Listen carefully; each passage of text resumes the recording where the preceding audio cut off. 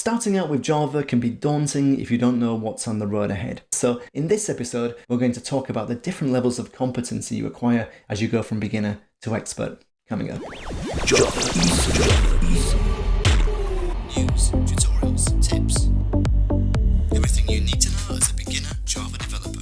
Hey everybody, welcome back to the podcast. Just before we get into this, if you're completely new to Java and you haven't yet grabbed your Java Beginner Starter Kit, which is available on our website, just hop along over there. It's javaeasily.com on the homepage and you'll be able to grab it and download it from there. It's completely free and it's designed for complete and total absolute beginners, a super helpful guide. It's just really going to help you get up and running with Java programming really quickly. Okay, let's get back into the show then. So this episode is really about the 3 different levels of learning Java that I can see, or levels of kind of competency that we go through as Java developers. And I think it's nice, if you think about it, when you have so many things, different aspects that you have to learn when you're new to a particular programming platform. So you've got to learn, the platform, the language, the libraries, associated frameworks you've got, technology, architectural pieces, things like databases, messaging, that kind of thing. When you've got all this kind of like grab bag of stuff that you have to know, right? I think it's nice if you can somehow distill that down and kind of like view it through the lens of different levels of learning that you go through. This might seem kind of a bit abstract, but it'll become clear as we go on. But that's what we're going to cover in these episodes. Basically, I think there are 3 levels of learning Java, or 3 levels of competency that you have when you go from being a beginner in Java to being pretty expert in Java. And we're going to see what these are in this episode. So what are these 3 levels then? Well, we start off at level 1, and this is really where you're learning Java, the language, okay? So you're not doing much more than that at this point at level 1. You're just learning Java, the language, and you're in an IDE. So because you're in an IDE, you're kind of in a safe zone, if you like. You're not interacting with anything outside. It's just you and the code inside an IDE. It's a bit like being in a boxing ring or a dojo where you're sparring with just one thing. You don't have to think about anything else. You've no environment issues to think about, no other architectural pieces to think about. Maybe you've got a file or something you're trying to read or create or whatever. But in general, it's just you and the code inside the IDE. Okay? And this is nice in this level 1 kind of level. Well, yeah, nice in this kind of level 1 zone, if you like. Because basically, you're just in the IDE. It's nice, it's comfortable, it allows you to focus on purely the language itself, right? So you don't have to get distracted by anything else. It's just basically you and Java inside the IDE. And, hopefully while you go through this kind of level 1 phase of learning just the Java language, you should hopefully be able to learn it at a relatively deep, or at least not so superficial level. So level 1, you're in an IDE, you're seeing compilation errors, getting fixes suggested by the IDE. You can step through the code in a debugger, really brings the code to life, setting breakpoints, inspecting variables, seeing the stack frames, all that kind of good stuff. And all this kind of brings the language to life and it adds color to your learning. It's almost kind of like, when you have the difference in like black and white television or color TV. When you read about Java in books, that's like, black and white TV or something. But then if you can actually put the code inside an IDE and then you can step through it in a debugger and see it run, it's like bringing it to life all of a sudden. It's like, you're seeing the colors now, you start to appreciate the bigger picture. And it's kind of impossible in any other medium, really. So the IDE allows you to kind of really get into the code at that kind of level. But at this point, at level 1, all your time has been spent learning Java, stepping through code, and just really focusing on the Java language, okay? And it's been nice, it's been comfortable, it's been a great way to get you going as a Java developer. But of course, the downside of this is that you've only ever written something that you can run inside an IDE. So it only ever exists inside the IDE. And this code that you've now written, which just exists in the IDE, it needs to somehow break free. We've got to break out of this insular environment of just being in the IDE. So how do we break out from that? Well, then we get on to level 2. Level 2, in my opinion, is really where we're going outside the IDE and even outside core Java itself.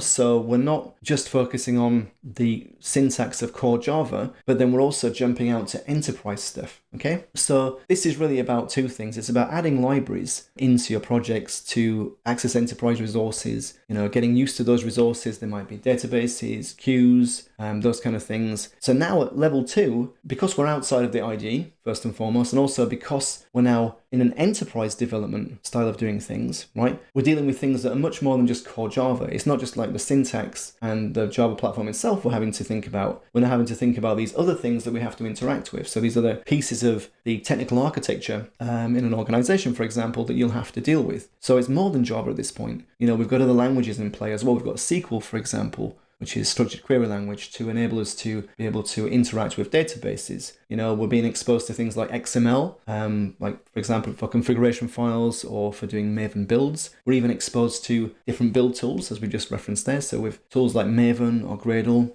we get different kind of communication languages or formats like JSON, for example. That's the JavaScript object notation for transmitting data between systems. We're getting used to different architectural concepts, getting to know which architectural components we have, what they do and how they interact with each other. So all of that kind of stuff, plays into this kind of level 2 landscape. But as we say, it's really about the fact that we've jumped out of the IDE and now we have to have the code being built outside the IDE, or at least not only being buildable inside the IDE, unrollable inside the IDE. So then we're introducing things like Maven and Gradle build scripts. We're having then the piece of work that you're doing, that you're working on, being deployable in an environment which is external to the IDE. So this might be the creation of like a jar file, a WAR file more commonly, or some kind of component, or maybe it's like a full system or something, which you're then deploying somewhere else. So the main point is that we're outside the IDE. As a developer, you're no longer just inside the IDE, right? But also it's not just about you and where you are in terms of the tools you're using and everything, but it's also about the actual code that you're producing, the actual end product of what you're building or what you're developing. And at level 2, it's breaking out of the IDE, and now it's a deployable unit, which is deployable to, somewhere in an organization. That might be in some kind of, cloud service, or it might be on some web server or whatever it might be. But now we're being exposed to different things, okay? We're being exposed to things like account permissions, application users, that kind of thing, how to get an application to run inside its own environment now, completely outside the IDE. It's finally made it out there. You've, in addition, learned a ton along the way, which is also a win-win during this kind of level 2 journey. And at this point, you're familiar with enterprise development, so frameworks such as Spring, Spring Boot, Hibernate, that kind of thing, JPA. You're familiar with all of the technologies and tools around that, so databases, messaging systems, and that kind of thing, different aspects to the technical architectures within which you're working.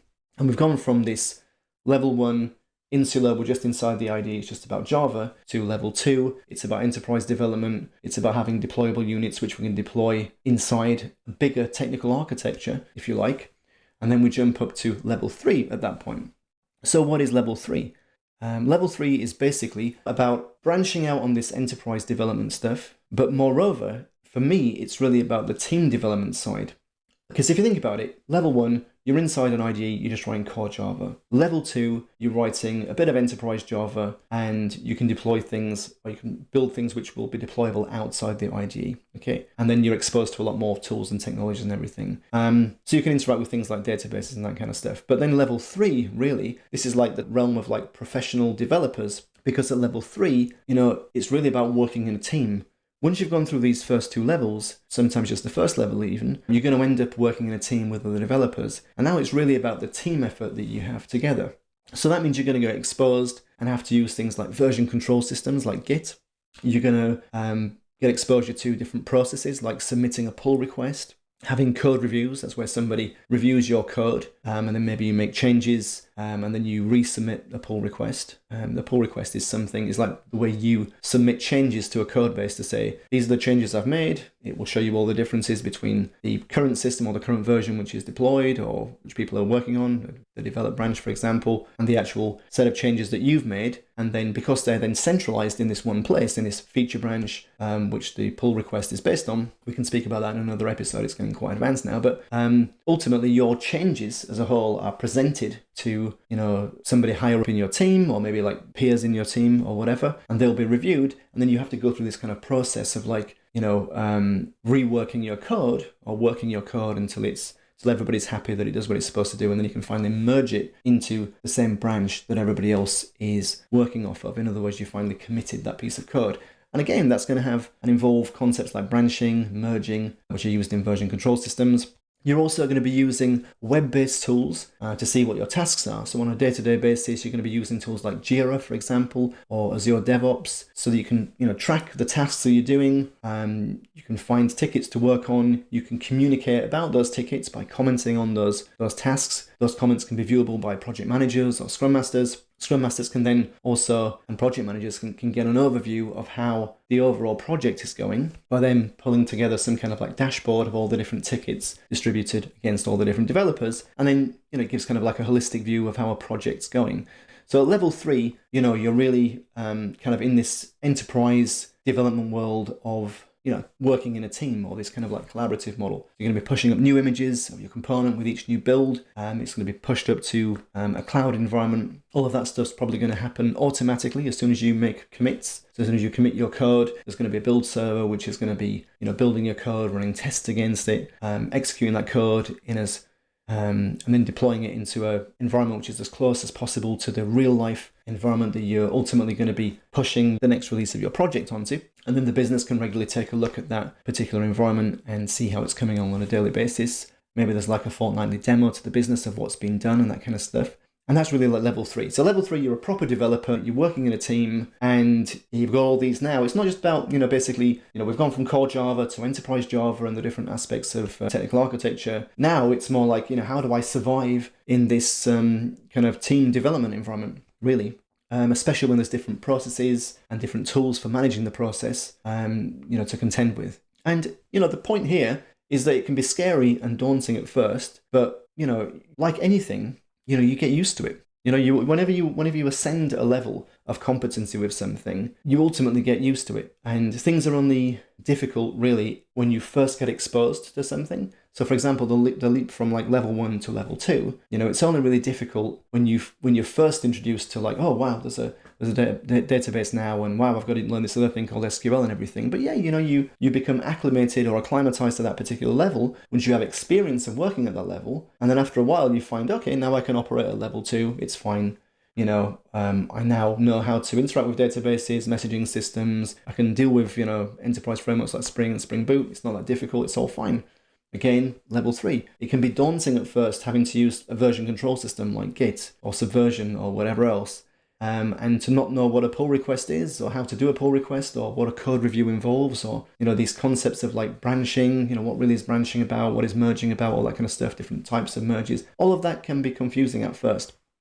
But just know that wherever you are along the journey, all you need is like to just have a little bit of exposure and just to go in it with a good mindset. And then, before too long, it becomes comfortable. It's almost like, I wasn't going to say this, but it's almost like a little bit like, when you go into the sea or into a swimming pool or whatever, right? And, there's this kind of thing where like, you go in initially and it's like, it's a bit cold, it's up to your knees. It's like, this is a bit cold, and then you walk a bit further in and then like, now it's up to your waist or whatever. The best thing to do, actually what I do as well, the best thing to do is basically, get under the water. As soon as you get under the water, shoulders under the water, right? It'll feel ice cold at first, but I guarantee 3 to 4 seconds, 5 seconds afterwards, everything's fine and you're comfortable, at that particular level of temperature. I'm not saying it's going to take 3, 4 or 5 seconds to get comfortable at like, level 3. I've been, doing pull requests and merges and all that kind of stuff. Of course not, it takes a lot longer than that. But the analogy still holds though, because it's basically just about, knowing that things aren't as bad as you think they are, and you can soon get used to a particular environment, right? As long as you have exposure to that environment and experience in that environment, and that really comes with time. So once you're on level 3, right, everything's kind of plain sailing there. What happens after level 3? Well, after level 3, really, just to recap the levels, level 1, core Java just inside an IDE. Level 2, enterprise Java with enterprise frameworks and different aspects of technical architectures, things like messaging systems, databases. Level 3, that plus the fact that we're working in a team now, it's about teamwork and all of the tooling that goes along with that, like version control and continuous builds, Jira, project management process and that kind of stuff. So you would imagine that once you get to level 3, that's it, you're a professional Java developer, everything's good. After level 3, really, in my opinion, it's about consolidation, right? So it's about deepening your knowledge by getting exposure to other architectures and other tech stacks. And you can get that in different ways. This is why I think it's good as well, by the way, not to just stay in one place for too long. So I'm a contractor, that is a freelance software developer. So I go from company to company and do software development. That's my day job, in addition to doing training and teaching and everything online. But really, if you can get exposure to other tech stacks, other companies, other ways of doing things and everything by either, transferring team in the same company or by jumping ship to a completely different company and everything. However you do it, it's really, really good, because the more diverse environments you get exposed to, right, the better you become. Because then you find that really nothing, or rather there's no environment that you can go into then, once you've done that for quite a while, where, you're going to be thrown by things. So for example, I've probably worked in, say, 15 or 20 different companies with their, own technical architectures, their own ways of doing things, their own project management tools, their own quirky ways of doing version control, their own ideas about things, their own ways of managing projects, all that kind of stuff. And because I've worked in 15 to 20 different organizations, and most of them have done things, interestingly, in pretty radically different ways, then there's no way now that I could get another job or a new contract or whatever, and I would be surprised, or taken aback, or not be able to, fit in with or feel comfortable with an existing way which they currently do things. So it's really important, I think, to have variety in your development career and to get exposure to all these different paradigms and ways of doing things. And that's really, post level 3 is about this kind of consolidation. And you only really get that through experience at this point. It's not about then, picking up some books or courses to teach you different things, because oftentimes you can't learn things, even with the best of intentions, you can't really learn things unless you have a vested interest in being able to learn that specific thing. And that vested interest comes from, this kind of sink or swim aspect of starting in a new project with a new team, with a completely new architecture, a new way of doing things. It kind of comes with that. And that's only really what you get through experience, which is a good thing. So yeah, level 1, level 2, level 3. I won't go over them again. I think I've probably done them to death by now. But yeah, those are the different levels of Java competencies that you go through as you evolve from being a beginner Java developer up to being kind of fairly expert level Java developer who knows his stuff or her stuff and can, succeed and thrive in any project. So those are the levels you ascend through, but wherever you are on your journey, just know that it's a fun ride, and always stay focused, keep optimistic, keep learning, and have fun.